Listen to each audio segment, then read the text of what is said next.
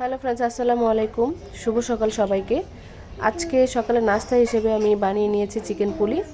আমি কাল রাতেই মাংস ছাড়া চিকেনটাকে সিদ্ধ করে রেখেছিলাম। তো সকালবেলায় উঠে আমি চেঁচে নিয়েছি এবং একটু প্রসেস করে নিয়েছি কিভাবে চিকেন পুলিটা বানাবো।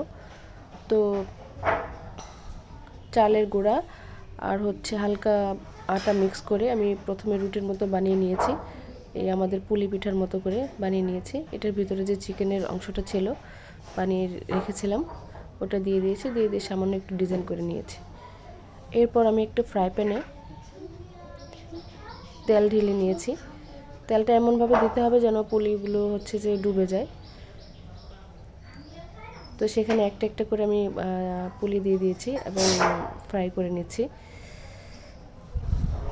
খুব বেশি আঁচে ভাজা যাবে না, মিডিয়াম আঁচে ভাজতে হবে যেন দুটো সাইডই সমানভাবে হয়, পুড়ে না যায়।